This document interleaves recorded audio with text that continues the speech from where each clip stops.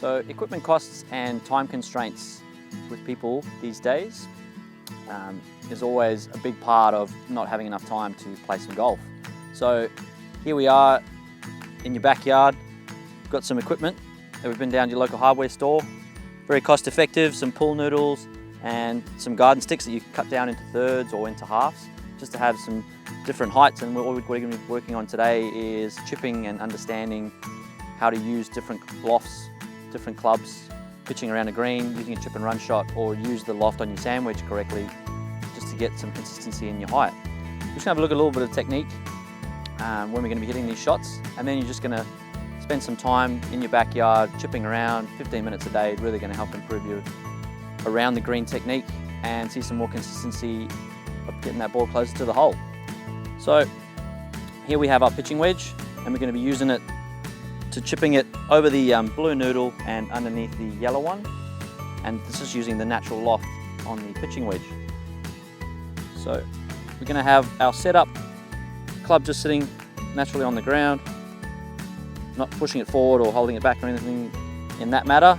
A little bit more weight on that front leg, 60-40 ratio, and we're going to have it so that our wrists stay nice and quiet, and we're just going to have our shoulders like a long pendulum, just maintaining this V that we have here in the middle. So it's on the same all the way back here, on the same all the way through.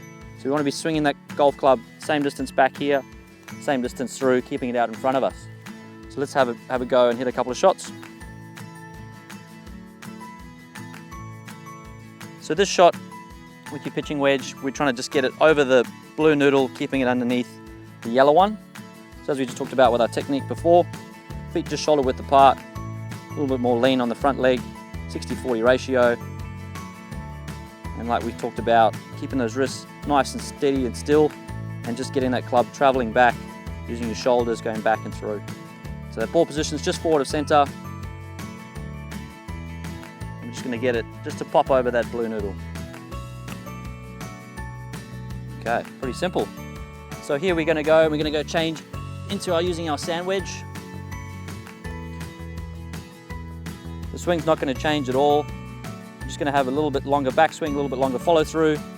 Ball position is exactly the same. Weight distribution is the same, a little bit more on that front leg, 60-40. Keeping those wrists nice and quiet. They're not going to be breaking down or doing anything like that. And just a little bit longer on the way back and a little bit longer on the way through. And we're just going to pop this ball just over that yellow noodle.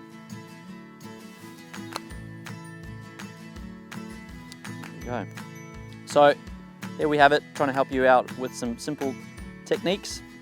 Chip and run shots with your pitching wedge, and then going into your sand wedge to help you get a little bit more loft.